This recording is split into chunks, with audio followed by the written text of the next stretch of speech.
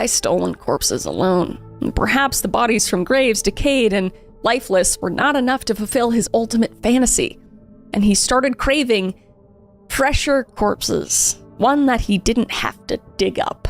So Ed Gein was on the path to murder, all while outwardly he still appeared as that quiet, somewhat weird handyman living on the old Gein farm. So Ed Gein is officially recognized as the killer of 2 women, and those are the crimes that finally exposed his full monstrosity. So Mary Hogan was a divorcee in her early 50s who ran a tavern in a nearby community in Bancroft, just a few miles from Plainfield.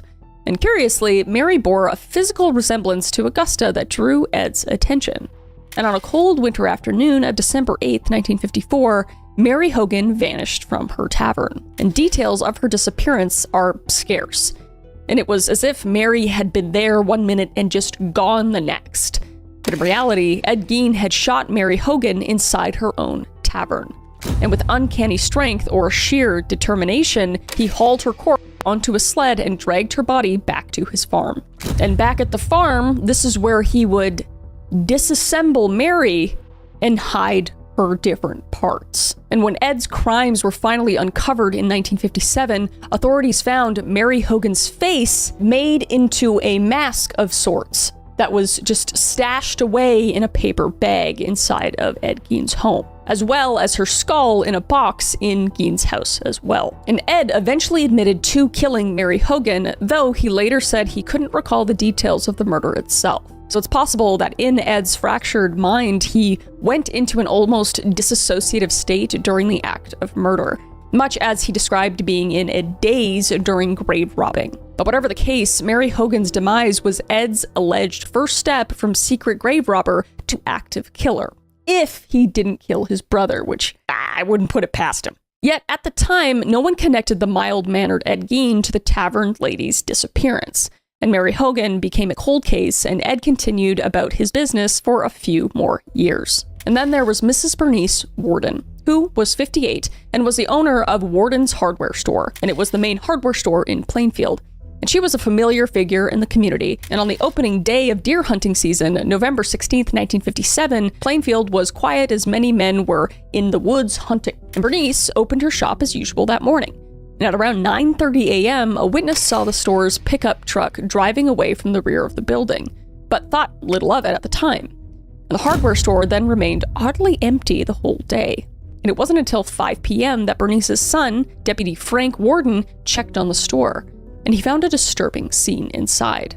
The cash register was open and bloodstains splattered the floor, and Bernice was nowhere to be found. And Frank immediately suspected foul play, and as a lawman, he started piecing clues together on the spot. And he recalled that the previous evening, Ed had been in the store and said he'd be back the next morning to buy antifreeze. And sure enough, the last sales receipt written by Bernice that day was for a gallon of antifreeze, time-stamped the morning of her disappearance. Ed wasn't the smartest fella, as we're seeing. So Ed, the quiet handyman who occasionally came by, was suddenly the prime and only suspect in Bernice Warden's apparent abduction. And that evening, officers from Waushara County Sheriff's Department went out to look for Ed and Bernice. And they ultimately found Ed and arrested him. And some accounts mention at a West Plainfield grocery store, and others mention he was found at a neighbor's place, but we don't know for sure. And then police would proceed to the Gein property, uncertain of what they would find. And it was dark as the officers cautiously entered Ed's yard and outbuildings, and Deputy Sheriff Sclee and others had to light their way to cut through the gloom. And what they discovered would forever scar them, because in the shed, they caught a ghastly sight, and it would be the body of Bernice Warden. And at the point that they found her, her head had been removed, and she was hanging upside down from a wooden crossbar at her ankle, essentially hung like a slaughtered deer. And her body would also be dressed out like a game animal. But Bernice's cause of death would be a shot with a .22 caliber rifle. So trembling but determined, the police pressed on into Ed Gein's house of horrors. And inside that filthy, evil farmhouse revealed a scene beyond any nightmare. And the search team found evidence of human remains literally everywhere. It was a chamber of grotesqueries, a hellish workshop littered with the fruits of Ed's macabre hobby. And among the stomach-churning discoveries documented by crime lab technicians were human bones, countless whole bones and fragments strewn about, skulls. Some were affixed to Ed's bedposts like bizarre ornaments, and others had their tops cut off and were being used as soup bowls. And there were a crazy amount of items in the home just made of human skin, including wastebaskets, chair seats, clothing, and masks, and organs and other body parts, including noses, were found in paper bags, lips, and other body parts had been fashioned into other things you'd use in your house, like a pull for a window shade, and they would find Bernice's head inside the home, inside of a burlap sack, and her heart would be found in a plastic bag right next to the stove. And it's often said Ed was intending to cook or eat it, though Ed denied cannibalism, even though he was extremely fascinated with cannibalism, as we know. But the list is quite literally endless, and if this video is probably already on the hit list for YouTube, but you have to look at it yourself. I cannot say these things on the internet, because the sheer volume of human material in that house was staggering. And photos were taken of everything as evidence, and then the remains were decently disposed of according to officials, meaning they were eventually given proper burials or incinerated to put those poor, unfortunate souls to rest. So in custody, Ed Gein proved to be compliant and even a helpful prisoner. And once the shock of his capture subsided, Gein confessed in detail to how he had been obtaining most of those body parts, and he calmly explained his grave robbing exploits to investigators, as if discussing just a normal hobby. And according to Gein, between 1947 and 1952, he made around 40 nocturnal visits to local cemeteries in Plainfield and nearby towns, and he preferred times when there was a recent burial of women in middle age. And those were the obituaries he watched for. And Ed stated that on many of those trips, he was in a hazy, trance-like state, and in about 30 of those instances, he would wake up from this daze while standing in the cemetery and then head home empty-handed, leaving the graves in proper condition. However, in those times he didn't wake up, he did carry out the act of digging up a coffin, opening it, and stealing the remains. And he was selective, often taking only certain parts that he needed. Usually he only took the head and some other parts of the body, Time magazine summarized from his confession. Only once an entire female corpse. Oh my God. And Gein's recollections were so specific that he was able to point authorities to the exact graves he had violated. And in total, Gein confessed to raiding 9 graves and using the parts from those dead corpses. Given the degraded conditions of some remains, it's possible he disturbed even more graves than he recalled, but 9 were confirmed to investigators' satisfaction. And Ed's grave robbing methodology revealed just how calculated yet deranged his actions were, because he often struck shortly after the funeral when the grave had not yet been finished, and Plainsfield's sandy soil made digging a lot easier, and Ed had the cover of night and the isolation of the cemetery to hide his crimes. And as for motive, Gein told police exactly what we've covered. He was in a daze, longing for his mother, and felt compelled to go to the graveyard and dig. And he admitted that after his mother's death, he began fashioning his woman suit to try to become her and have her close to him again. Just saying it like it's just no big deal, like it's a casual Tuesday activity everyone does. And in a way, these grave thefts were Ed's twisted form of grief therapy, but obviously inexcusable. But in his mind, he was using the dead to fill the void Augusta left. And in the end, law enforcement concluded that Ed's capacity for violence was likely focused specifically on women who resembled his mother and were of his peculiar interest. And psychiatrists later concurred that Gein's pathology was not that of a typical serial killer driven to kill indiscriminately. Rather, he had a very specific and bizarre drive stemming from his mother fixation. So while Gein is often called a serial killer in pop culture, technically, his confirmed murders stopped at 2, which is Mary Hogan and Bernice Worden, and the rest of his victims were already deceased, stolen from graves not killed by his own hand. Although, I'm still convinced he killed his brother, so I would make him a serial killer, but we don't know that for sure, so that's allegedly. But families had to grapple with this devastating knowledge that their loved one's body had been mutilated by Geen after burial. I can't even imagine just knowing that a family member has been stolen and then crafted into a household. Oh my God. It's just so it's like, this was a long time ago, but my God, it is horrific to think about. It was just a final insult that horrified the community. And throughout all these revelations, Ed Gein sat in custody with a sort of mild detachment. And those who interacted with him were struck by how calm he remained, even as he described the monstrous acts that he committed. And when asked why he hadn't engaged in any sort of romantic acts with the bodies, Gein gave a straightforward answer. And he said, "They smelled too bad."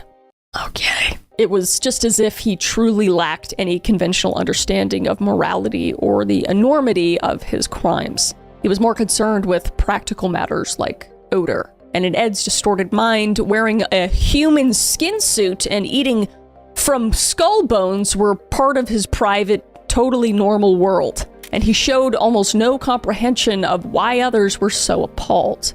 And with Ed Gein's confession and the evidence from his farm, the case was largely solved. And what remained was to see how the justice system would handle someone who had committed deeds so beyond the pale. And the legal proceedings would determine whether Ed Gein was sane and accountable for his actions, and what to do with the butcher of Plainfield now that he was off the streets. So when Sheriff Art Skley and other officers entered the Gein farm that night, they stumbled into one of the most horrific crime scenes in American history, as we know. And these were seasoned small-town cops and volunteer deputies, but nothing could have prepared them for what they found in that dark farmhouse, particularly the discovery of Bernice Worden's deceased body. So with heavy hearts and just growing dread, the team moved through the cluttered house and systemically uncovered Ed's ghastly collection. So news of the House of Horrors spread rapidly, and the investigation expanded with assistance from state agents and crime lab personnel. And every item in Gein's house was photographed and cataloged as evidence. And forensic pathologists and investigators worked to identify the origin of several of the body parts. And they matched some to known graveyard vacancies, and others to Mary Hogan and Bernice Worden, as we know. But it was a massive undertaking that turned the Gein farm into a forensic excavation site. And household tools were gathered and tested, and over the following days, as Ed's confessions came in, local authorities had to quietly exhume several graves to verify Ed's claims. And they did this under the radar to avoid a media circus at the cemeteries. And the results corroborated Ed's stories. And during those initial interrogations, Ed proved unusually forthcoming, as we know, perhaps feeling relieved that his secret life was finally out in the open. And he spoke freely with investigators about the details of what he had done. However, Sheriff Art Skley, the man who led the investigation, famously lost his temper at one point, because faced with this mild-mannered ghoul calmly describing his monstrous acts, Skley snapped, and he reportedly slammed Ed's head into a brick wall during questioning out of rage and revulsion. I kind of get it. Is it right? No. But also, he killed people, you know? And this resulted in Gein's early statements being ruled inadmissible in court because they were deemed coerced. And it also weighed heavily on Skley's psyche. And the sheriff was deeply traumatized by what he had seen in that farmhouse. Of course, I can't even think. You're just a small town cop and you just come across this like the pit of hell, basically. I don't know. It's all really messed up. And people who knew him said he was never the same after encountering the Gein case. And tragically, Skley died of a heart attack in 1968 at the age of 43, just before Ed Gein's trial. So I can only imagine that stress was a factor in that. Meanwhile, as evidence was being collected, the case against Ed Gein for the murder of Bernice Worden and the murder of Mary Hogan, which he had confessed to, was solidifying. And the gruesome physical evidence from his property was overwhelming. And of course, Ed's own admissions filled in the narrative of both murders. And investigators also interrogated Gein about various unsolved cases of missing persons in Wisconsin, fearing that perhaps his bloodlust extended beyond Hogan and Worden. And they specifically asked about two cases. Georgia Weckler, an 8-year-old girl who vanished in 1947, and Evelyn Hartley, a 14-year-old babysitter who was abducted in 1953, because both cases had grabbed headlines and remained mysteries. And Geen was cooperative during questioning and even took 2 lie detector tests regarding these disappearances, and he denied any sort of involvement in those or any other murders beyond Hogan and Warden. And the polygraph results seemed to back him up, and investigators found 0 physical evidence linking Geen to those particular crimes. Which, I mean, it makes sense that he's not connected to those, because he was clearly targeting women that reminded him of his mother, and every person that he desecrated, there was evidence in the house. So I believe without a shadow of a doubt that he did not have anything to do with those murders personally. It doesn't make sense with his MO. And obviously that's what authorities thought as well. And the town of Plainfield was left in a state of shock, fear, and dark fascination. Neighbors realized with horror that the friendly man who had babysat their children and allegedly brought them home venison meat, Ed claimed was from deer, though it was later suspected some of that venison might not have been deer at all, which is terrifying and disgusting, had been living amongst human organs and just flesh. And many longtime residents refused to speak of all the events at all, as if trying to push the nightmare out of memory. And the notoriety of Ed Geen made Plainfield the reluctant focus of national attention. And the local hardware store, the site of Warden's murder, suddenly became a true crime landmark. A sign of advertising an antifreeze sale was ironically sitting out front when curious tourists started coming by. Just a stark reminder of the innocuous errand that lured Bernice Warden to her death, which is just so sad and sick. I mean, like, these are people. These are people. And they were just violated horribly. So, like, I understand, obviously, I have a true crime channel, but just to be, like, excited about, I don't know, it creeps me out. I don't understand that. I never get used to telling these cases at all, especially these kinds of cases, my lord. So as authorities processed the Geen's crime scene, journalists were banging on the door for any lurid detail they could publish.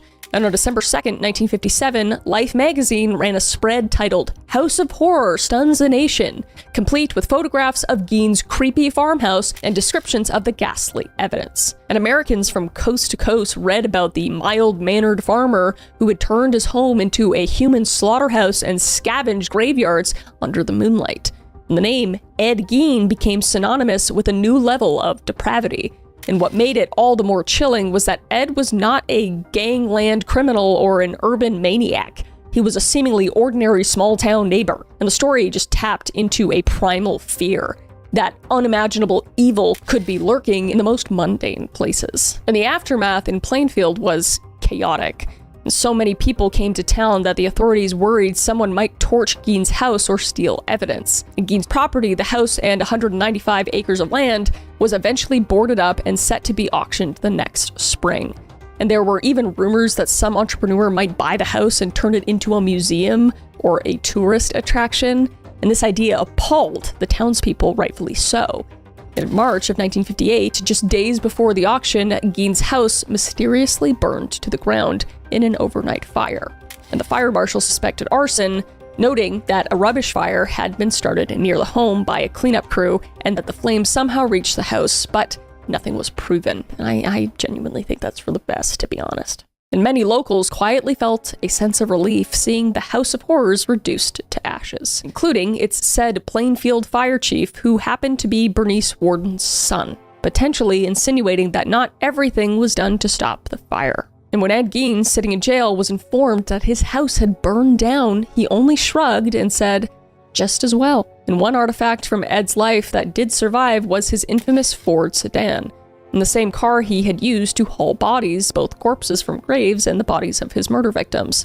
And in a bizarre ending, the car was sold at a public auction for $760 to a carnival sideshow operator named Bunny Gibbons. And Benny then charged curiosity seekers 25 cents admission to see the car at fairs. So literally, people lined up to pay a quarter to peer through the windows of the old Ford, imagining what horrors its trunk had carried. What the shit? But this grim exhibit just underscores how Ed Geen's case immediately embedded itself in pop culture and the public imagination. And from an investigative standpoint, the Gein case was unique in that the crime scene was the evidence, because practically every horrific item in Ed's house was a piece of evidence of some crime, either murder, grave theft, or body mutilation. And the forensic work involved identifying the remains and linking them to known cases. And all told, the remains of 11 women were accounted for, and the 2 Gein admitted to killing and pieces from 9 exhumed bodies. And forensic pathologists also had determined the cause of death for the 2 victims. Bernice Warden's forensic analysis confirmed she died of a gunshot wound to the head. And Mary Hogan's remains were less complete, but there was no evidence that Gein had tortured these women at all. And their deaths were quick, with a bullet for each. And unlike many serial killers, Ed did not seem to derive any sort of pleasure from killing itself. Rather, it was what he did with the bodies after death that fulfilled his warped desires. In fact, later psychiatric evaluations noted that Ed's goal wasn't to cause suffering, but to obtain bodies to satisfy his obsession. And this is a key distinction in understanding Gein's psychology. Moreover, one doctor's report mentioned that Ed felt a sense of comfort being in the presence of these gruesome trophies, as if they were tangible reminders of his dear mother. And the evidence also confirmed Ed's methodical approach to his grisly craft. And the existence of so many body parts turned into household items was shocking, to say the least. But those rooms that were Augusta's remained pristine under a thick layer of dust, which corroborated Ed's statement that he left those areas untouched after her death. And one of the final steps in the investigation was determining if Ed Gein was fit to stand trial. The sheer bizarreness of the crimes immediately raised questions about his mental state. Was this a sane man who had simply hidden his evil well, or a just very disturbed individual who was lost in his delusion? And the evidence, especially the woman's suit, hinted strongly at profound mental illness or psychosis. So part of the evidence collection extended beyond physical artifacts into psychological evaluation.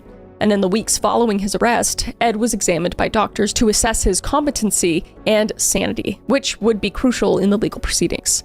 And the diligent work of the police in preserving evidence and Ed's own unhesitant confessions left little doubt about the extent of his deeds. And by early 1958, the focus was shifting from what Ed Gein had done, now horrifically clear, to why he had done it, and how the justice system should deal with someone who had effectively become a living legend of madness. So within days after his arrest and many confessions, he was formally charged with 1 count of first-degree murder for Bernice Warden's death. And the murder of Mary Hogan, while acknowledged, was put aside initially as the Warden case alone was enough to proceed. So on November 21st, 1957, Ed Gein appeared in Waushara County Court for his arraignment. Gein stood before the judge, and his attorney entered a plea of not guilty by reason of insanity. And this plea was not surprising, because given the nature of his crimes, the defense's strategy was clearly going to be that Ed was insane and not criminally responsible. And in support of this, doctors had already begun evaluating Ed, and he would undergo a psychiatric assessment soon after arrest, and the initial diagnosis was that Ed Gein was, in fact, mentally ill, which, yeah, dude, I feel like he needs to go see doctors. And he was actually preliminarily diagnosed with schizophrenia. And in late 1957, Gein was declared mentally incompetent and thus unfit for trial. And as a result, the judge ordered him committed to a state facility for the criminally insane. And specifically, Ed Gein was sent to Central State Hospital for the criminally insane in Waupun, Wisconsin, which was a secure psychiatric institution housed in what is now the Dodge Correctional Institution. Sorry if I pronounced anything wrong. And this period from 1957 to 1968 essentially put any criminal trial on hold. And Ed Gein lived in a mental hospital where doctors observed him, treated him, and gradually evaluated whether he could regain competence. And the public, however, was clamoring for answers and justice, which is completely understandable. And many people in Plainfield would have loved to see Ed Gein tried and even executed for what he did. But American law has protections for the mentally ill, and clearly Ed's grasp on reality was in question. And the judge's decision to institutionalize him rather than proceed immediately with the trial indicated that professionals truly believed Ed Gein might not understand the charges or be able to assist in his own defense at the time. Essentially, Ed was placed in limbo. Not a free man by any means, but not yet convicted of murder either. So for about 10 years after his arrest, Ed Gein remained in state custody at mental hospitals, during which time he underwent treatment and periodic evaluations. And by the late 1960s, doctors concluded that Ed's condition had stabilized to the point where he could participate in legal proceedings. In other words, he was deemed mentally competent to stand trial now. So the wheels of justice turned again, and a trial date was set. So the Gein trial began on November 7th, 1968, a full 11 years after his crimes were uncovered. And to avoid the circus of jury trial, and due to the challenges of finding an impartial jury given Gein's infamy, the defense requested, and the court agreed, that the trial be conducted without a jury. And this meant Judge Robert H. Gallmar would hear the case and render the verdict himself, acting as fact finder. And the trial was a relatively quick affair, lasting just 1 week, which is crazy. And during this trial, the prosecution focused solely on the murder of Bernice Worden. And the judge and state officials had decided that trying Ed for Mary Hogan's murder or any other crimes like the grave desecrations was unnecessary and potentially prohibitively expensive, given the outcome would likely be the same. As Judge Gallmar later wrote, due to cost consideration, Gein was tried for only one murder, that of Mrs. Worden, even though he had in essence confessed to Hogan's killing as well. And the evidence presented was overwhelming and uncontested by the defense in terms of fact. And Gein's own statements and the forensic evidence all made it absolutely clear that Ed had killed Bernice Worden, and one psychiatrist testified about an interview with Gein in which Ed described the shooting. And Ed claimed he hadn't planned to kill Bernice and that he couldn't remember if it was intentional or not. And he said he was examining a rifle on the wall in her store, it had a bullet in it, and the gun went off, shooting Bernice before he realized what he was doing. And he then said he couldn't remember anything else that morning. And the story was possibly an attempt by Ed to rationalize his actions, but it didn't change the end result. And he clearly did go on to butcher the body, which is not something one does in a daze if they're sane. But such details were more relevant to the insanity determination than the guilt determination. And on November 14th, 1968, Judge Gallmar delivered his verdict, and he found Ed Gein guilty of first-degree murder in the death of Bernice Worden. However, the trial was split into two parts, one for guilt and one for sanity. Having found him guilty of the act, the court then had to decide whether Ed was legally sane or insane at the time of the crime. And in a second proceeding focused on mental health, doctors for both the state and defense testified to Ed's mental condition. And after hearing the psychiatric opinions, Judge Gallmar ruled that Ed Gein was not guilty by reason of insanity. So in practical terms, this meant Ed would not go to prison, but would instead be committed to a secure mental hospital like he was in for the past 11 years already. Essentially, for life, given the severity of his crimes and the unlikelihood of any cure. So, Ed Gein was ordered to be returned to Central State Hospital for the criminally insane, where he would remain indefinitely. And Judge Gallmar's conclusion was that Gein was insane and could not be held fully responsible for his actions under law. And Dr. Edward Kelleher, head of Chicago's Municipal Court Psychiatric Institute, labeled Gein as schizophrenic of an unusual sort, and he claimed his case was unparalleled in modern history. But regardless of specific diagnosis, all experts agreed Ed was profoundly mentally ill. And the legal standard for insanity in Wisconsin at the time asked whether the defendant lacked substantial capacity to appreciate the wrongfulness of his conduct or conform his conduct to the law. And in Gein's case, the consensus was that he met the standard, and he was unable to fully comprehend or control his bizarre compulsions. And because Ed Gein was only tried for Bernice Worden's murder, that is the only murder conviction on his record, technically. And Mary Hogan's murder was acknowledged, but never adjudicated, unfortunately. However, in the public mind and historical record, Ed Gein is unequivocally considered responsible for Hogan's death as well. And Ed did admit it on multiple occasions, as mentioned. And so, with the bang of the gavel, the criminal proceedings against Ed Gein concluded. And there was no dramatic jury sentencing or a death penalty, just a quiet end. And Ed was just to vanish into the halls of a mental institution to live out his days under psychiatric care. And the people of Plainfield likely felt a mixture of relief and frustration. Relief that Gein would never roam free again, and frustration that the trial was so short and that he wasn't punished in a more retributive way. Yet, practically, Ed Gein's fate was sealed. He would spend the rest of his life confined, and the small farming community he terrorized could begin the slow process of healing and trying to forget the name Ed Gein, though the wider world would not let that memory fade. So after being declared unfit for trial in 1957, Ed Gein was committed to Central State Hospital for the Criminally Insane in Waupun, Wisconsin. Sorry if I said that wrong. And he arrived there as one of the most notorious patients in the country, but behind the walls of the institution, Ed quickly faded into anonymity in a sense. And astonishingly, staff and doctors found Ed Gein to be a model patient during his years at Central State. The man who had once upholstered chairs with human skin now spent his days in a structured psychiatric environment and apparently adapted with ease. And according to Harold Schechter, author of Deviant, Gein was blissful and calm in the hospital, and he never needed tranquilizers or special restraints to keep him in line. And in group therapy and daily routines, Ed was cooperative and polite, and he even got along well with other patients, causing no disruptions. And this compliant behavior earned him a reputation among the staff as a practically amiable inmate. And it seems that in a twisted way, Ed actually felt at home in this institution, which makes sense with the way he grew up. And a forensic psychiatrist later theorized why, saying Gein had grown up under a domineering authoritarian mother, Augusta, so living in a strict, regimented hospital with clear rules and authority figures may have felt comfortingly familiar to him, which just makes total sense to me. Essentially, the loss of freedom and choice might have been a relief to Ed, and he was back in an environment where he was told what to do at all times, echoing his childhood. And Dr. Gail Saltz, a psychiatrist who reviewed Gein's case, pointed out that someone like Ed, raised in an oppressive home, might actually thrive under similar conditions as an adult because it's what he's used to. And that appears to have been the case. And nurses and aides noted that the only thing unsettling about Ed's presence was his habit of staring silently at female staff with a blank, intense gaze. No thanks.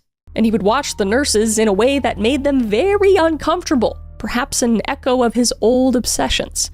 And doctors couldn't be sure if his stare indicated romantic thoughts, violent urges, or just a disassociative state of daydreaming, and we all know what he does when he daydreams. And some observed it as a nobody's home look, possibly suggesting Ed would sometimes detach from reality, a phenomenon consistent with certain mental illnesses or trauma responses. And despite these eerie staring episodes, he remained nonviolent and passive in the hospital setting. And during his time in Central State, it's likely Gein was periodically reevaluated to see if his mental state had improved. And by the mid-1960s, doctors found him stable enough that he could potentially participate in legal proceedings. And this led to 1968 competency ruling and trial we already covered. And notably, even after being found not guilty by reason of insanity, in 1968, Ed was not released, and he was simply sent back to the institutional care, as the verdict stipulates an indefinite commitment rather than freedom. So in 1978, Ed Gein was moved to the Mendota Mental Health Institute in Madison, Wisconsin. And at Mendota, Ed spent the last several years of his life. And he was about 72 when he transferred there, an elderly man by any standard. And reports from Mendota indicated Ed's quiet life continued much as before. And he was a low-maintenance patient who caused no trouble at all with the staff. And the truth is, Ed Gein in his 70s seemed more like a benign, grandfatherly figure than the ghoulish grave robber of his youth. However, not everyone forgot his true identity. And some staff members who had seen the case file or remembered the news had understandable wariness around him. And Ed's doctor noted that while he was socially appropriate most of the time, he had essentially no insight into the severity of his own crimes. And Ed could discuss what he'd done in a flat, factual way, but never truly grasped the moral enormity. So Ed Gein lived out 27 years in captivity after his arrest. And as he entered his late 70s, his health declined severely. And on July 26, 1984, Ed Gein died at the age of 77 due to respiratory failure complicated by lung cancer. And he took his last breath in the Mendota Mental Health Institute, ending the life of one of America's most notorious criminals. And in death, as in life, Ed remained a figure of fascination and revulsion. And though by then the world had moved on to other horrors and other stories, the question arose, what to do with Ed Gein's body? And in a final poetic turn, Ed Gein was buried back in Plainfield, in the same cemetery where he had stolen so many bodies years before. And specifically, Ed was interred in the Gein family plot beside his mother, Augusta, and his brother, Henry, and his father, George. And it's a weird thought that Ed's remains now lie in the hollowed ground he once desecrated, to me at least. And at his burial, there was no publicized funeral, and he was just quietly laid to rest, likely to avoid any sort of spectacle. And Ed's grave itself became a target of vandalism over the years as tourists and treasure hunters chipped off pieces of his tombstone for souvenirs. And it got so bad that in 2000, Ed Gein's headstone was stolen completely from Plainfield Cemetery.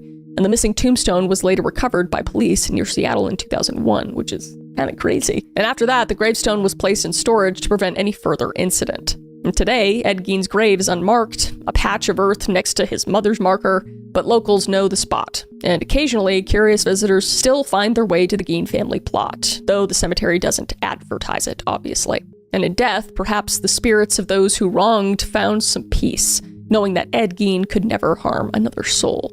In Plainfield, the little town that endured the unimaginable, likely breathed a sigh of relief that the butcher of Plainfield was finally gone for good. Yet, even as Ed Gein was lowered into the ground, his story was already taking on a life of its own in American lore and pop culture, ensuring that his name would never be forgotten, for better or for worse. And the gruesome tale of Ed Gein horrified 1950s America, but it also captivated the imagination of writers and filmmakers as we know. And Gein's crimes directly inspired some of the most iconic characters in horror fiction. And mere years after Gein's 1957 arrest, writer Robert Bloch was living just 35 miles away from Plainfield and followed the local news reports. And in 1959, he published a novel called Psycho, featuring a disturbed murderer named Norman Bates. And Bates, a mild-mannered guy with a dead mother complex and a penchant for dressing in her clothes, was heavily inspired by Gein. And Bloch took creative liberties. His character was younger and more explicitly schizophrenic, but the core idea of this mother-obsessed killer living in a rural isolation came straight from the Gein case. And Alfred Hitchcock famously adapted Psycho into a classic 1960 film of the same name. And on screen, Norman Bates, played by Anthony Perkins, became a chilling embodiment of Ed Gein archetype, an outwardly shy and polite, but harboring deadly secrets in the fruit cellar, including the preserved corpse of his own mother. And while Psycho toned down the gore, no skin suits in that story, the psychological profile was pure Gein, and the cultural impact was huge. And Psycho shocked audiences and essentially gave birth to a modern slasher genre, cementing Norman Bates and, by extension, Ed Gein into pop culture. And a little over a decade later, another horror classic drew from Gein's grisly repertoire, and that was Leatherface in the Texas Chainsaw Massacre in 1974. And it's basically Ed Gein turned up to 11, because in the film, a family of backwoods killers in rural Texas slaughters trespassers. And the hulking, mute Leatherface character wears a mask made of human skin and decorates his home with furniture made from bones and body parts, all straight from the catalog of Gein's real crimes. And the movie's director, Tobe Hooper, cited Gein as an influence, and audiences immediately recognized the parallels. And Leatherface's grisly crafts and cannibalistic household take Ed's morbid DIY tendencies to a fictional extreme. And the Texas Chainsaw Massacre became a cult hit and made the idea of a house filled with human remains a staple horror scenario, and a direct legacy of Gein's own House of Horrors. And perhaps the most widely known Gein-inspired character is Buffalo Bill in Thomas Harris's novel The Silence of the Lambs. One of my favorites, to be honest, which came out in 1988, and in 1991 it had a film adaptation. And Buffalo Bill is a serial killer who murders women. It's just a giant fictionalized retelling of Ed Gein's post-mortem activities. And Harris, a meticulous researcher of real crime cases, amalgamated several murderers to create Buffalo Bill, but Ed Gein's influence is unmistakable. And Buffalo Bill's twisted goal of transforming himself into a woman by wearing his victim's skin is lifted directly from Gein's known goal of becoming his mother. And this film would go on to win Academy Awards and introduced millions to a character whose DNA can be traced back to Plainfield's ghoul. And many other horror movie villains and stories have echoes of Ed Gein. But beyond inspiring fictional characters, Ed Gein's story has been retold directly in various forms of media. And true crime books were among the first before any sort of movies. He's had countless biographical movies as well. And even in more recent years, on Netflix, he's mentioned multiple times in one of the greatest shows ever that I'm so upset got canceled, Mindhunter. And Gein's case is often used in forensic psychology discussions about the development of serial killers. And even though Gein technically isn't a serial killer by body count, because he murdered 2 people only, allegedly, his psychology and methods are so extreme that he's grouped within the popular imagination. And Ed Gein is also the focus of the upcoming season of Netflix's Monster Show, releasing October 3rd. And the series has been a hit in past, featuring notable monsters like Jeffrey Dahmer, which, if you watch my Dahmer video, we know how I feel about that. So with this show coming up, I think the day this video comes out, or very close to it, I'm nervous to watch it, because I don't like the romanticizing of serial killers. I think I'll watch it, but I'm, with a grain of salt, because Hollywood just loves to make everything look 10 times more dramatic, although this is quite a dramatic case, or they make the audience feel sympathy for a literal monster. But in this case specifically, and I feel like it is like the only case I can think of, with his childhood and everything, and this is a case of like almost pure nurture. I think there is some nature in there, but his mother made him into a monster. That's what the show is called. And I have empathy for child Ed Gein, but as an adult, I don't know.